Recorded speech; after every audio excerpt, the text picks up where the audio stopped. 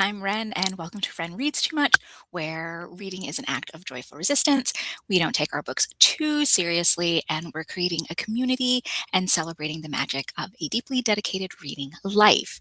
I am here on a Tuesday because I realized that Mondays are a really difficult day for me to get a podcast episode recorded and up live. So, one of the ways that I'm making this podcast work for me is that I'm recording it live and publishing it immediately, and I'm not editing it, and I'm not diving deep into the technology side of it because I don't have the energy or time for that. So, Tuesdays it will be from here on out. And I want to talk first about the books that I read this week, as I always do. I'm still stuck at the cottage and the trophy room, so there's been a lot of heated rivalry, both heated rivalry and the long game. And I did read a couple chapters of Role Model because I had to go back and check something that I couldn't remember. For new non-heated rivalry books, I read Love and Saffron by Kim Fay, which was a beautiful, beautiful story. A lot more moving than I had anticipated. It brought up a lot of feelings I wasn't super expecting it to.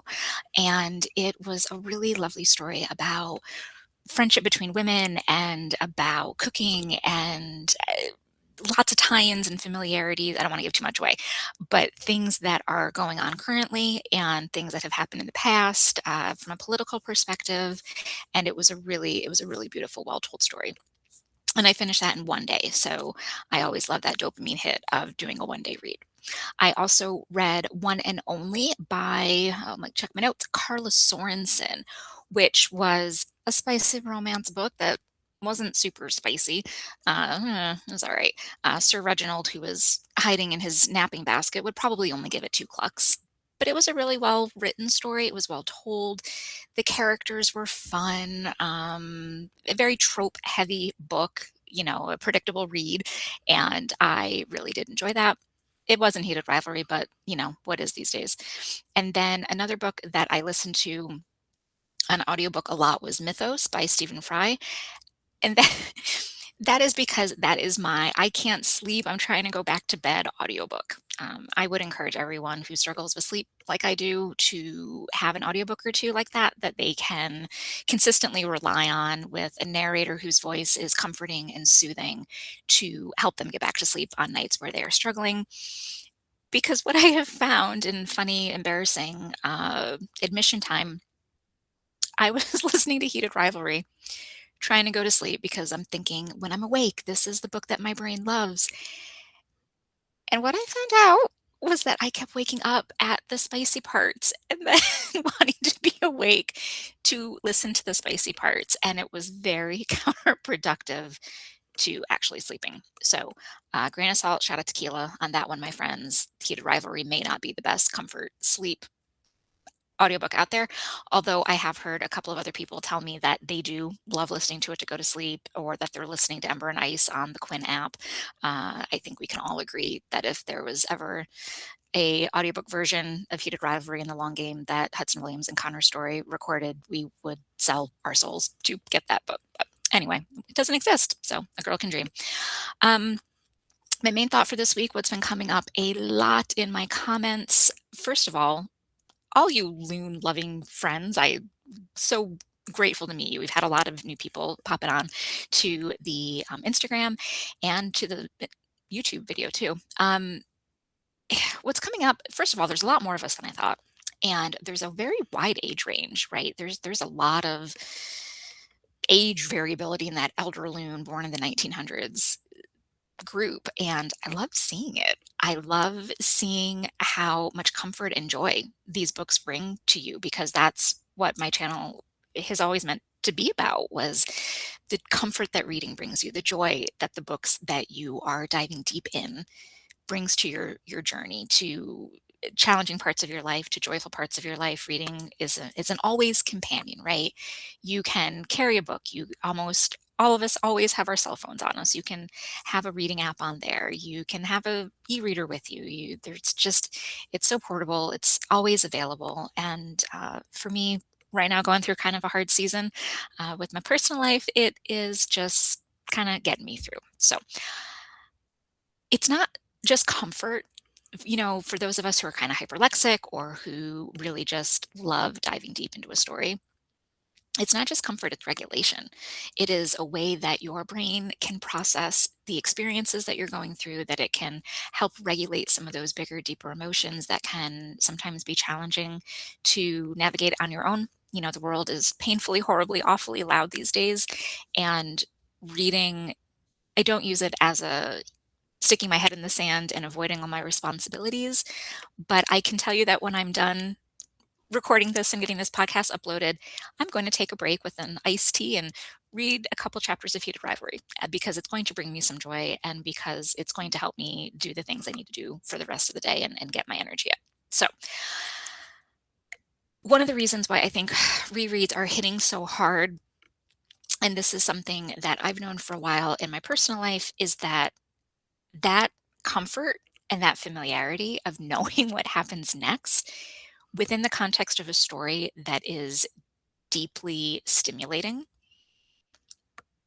It's a wonderful combination, right? Because you're getting the joy of the excitement without the stress of the unknown. And I think that's one of the reasons why Heated Rivalry is really become so many people's comfort read and reread right now. With the show, I mean, my gosh, how could you not want to watch those characters be those characters, right? For the 6 episodes that we have right now. Um, and I just think that sometimes I think we feel weird about rereading or re-watching shows. And this concept of needing to be productive, of, I read 200 books last year in 2025, and I had that goal for this year again, and it's not going to happen. And I'm embracing that, and I am accepting the fact that I am choosing joy in the face of productivity. And I think that there is something beautiful about finding a story that resonates so deeply with people and diving in. And there's always something new, right? Every time I rewatch, I find something new. Every time I reread it, I find something new. And you can, just get so much enjoyment out of this source material. And I think it is wonderful. But yet there's still some people who I'm seeing in the comments are saying, I feel guilty that I'm doing this. I wish I should be, I think I should be doing something better. I should be doing something more. And no, no, like you're getting through a real hard time in human history. Embrace the joy where you can. And if that's reading a male hockey romance book, like whatever you got to do to get through at the end of the day, I think is valid as long as it's not hurting you and it's not hurting somebody else, which I don't think these books are hurting anybody. Um, and it just, at this point, I think in the world of where we've been through the past couple of years, just as a society, as a species of humans, right? We're looking for comfort and consistency and stability. And we're not getting a lot of it in our leadership here in the US. And we are struggling. And, today's a really heavy day with what's going on in the news. And I think that we're all reaching for something comforting. And I, for one, really appreciate that the Canadian government funded this program to help make joy happen for all of us around the world. So I just want to just reiterate, you're allowed to reread, you're allowed to rewatch, you're allowed to have that joy, even if things are heavy, even if the news is hard to deal with. You being miserable and unhappy and not doing the things that fill up your cup doesn't help anyone. And I feel like reading and becoming educated and developing your empathy muscles and your awareness that there are people that are different than you. There are people that have different experiences than you, and there are lives that are lived that are very different than yours, is one of the strongest predictors of having empathy and of learning more about other cultures and other people, and for solving a lot of the problems that I think we're facing right now. So just want to reiterate, in case you need to hear it, don't feel guilty, right?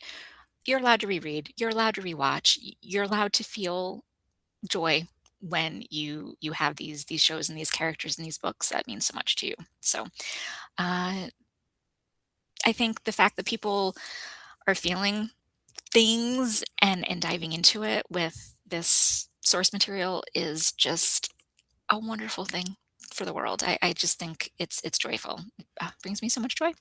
And I love talking about it. And I love that I get to connect with other people who are talking about it and that we are all coming to a place of enjoying our reading life because it's enjoyable and it's pleasurable. And that's something that we deserve. So I feel like the big thing that's really been hitting this week in the comments too is people just sharing some really awesome things that they're doing since they've fallen into this fandom, right? So people are taking this energy, this joy that this book and this show have created, and they're getting tattoos. They're starting new craft projects with heated rivalry themed craft supplies.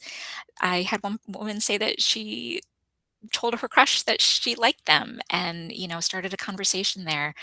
I know that it is just impacting so many people in so many ways.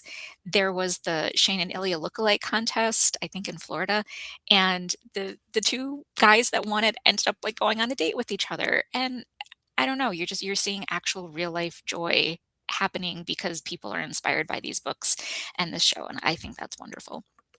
And that tells me that, this isn't just escapism. We're not just getting ourselves out of the stressful situation and marinating in just a dopamine seeking heated rivalry coma.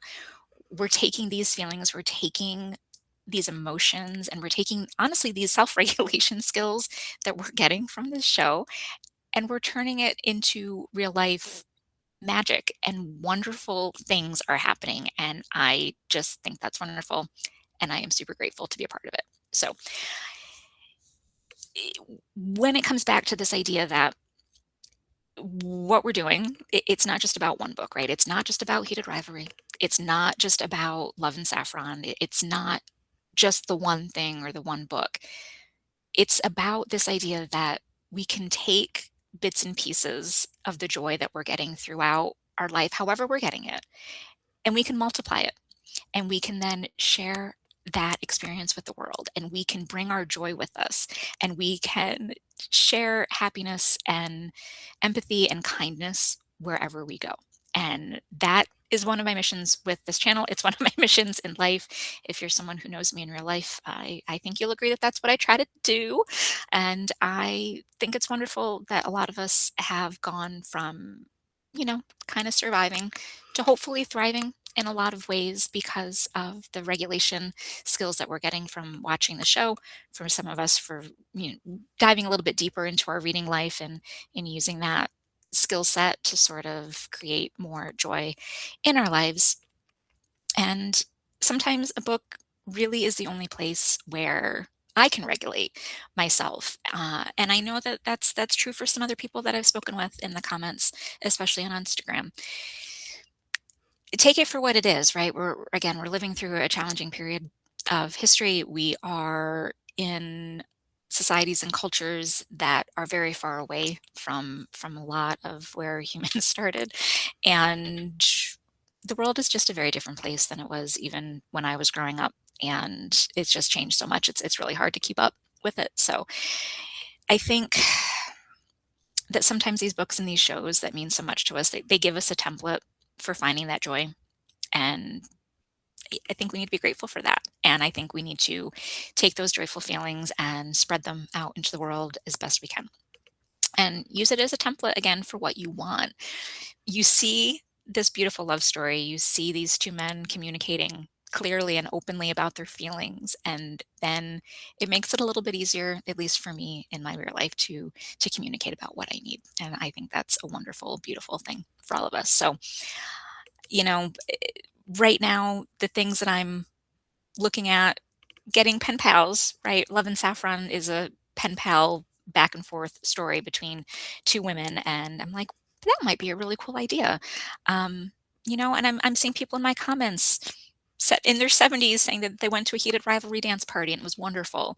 Well, maybe I want to go to a heated rivalry dance party. Like, your girl hasn't turned up in the club in a real long time, and maybe I need to get those dancing shoes out. And maybe I do want to feel something again. Maybe I want to have that magic and that spark in my life to make those decisions and to have the joy and energy to be that person again. So I just want to remind you that you're allowed to enjoy what you enjoy. Love is love, and joy has no age limit. So get your happiness where you can, my friends. And just to wrap it up, you deserve good books, you deserve to enjoy your reading life, and you don't have to apologize for any of it. So I will be back next Tuesday. I hope you have an awesome week, and I will see you then. Bye.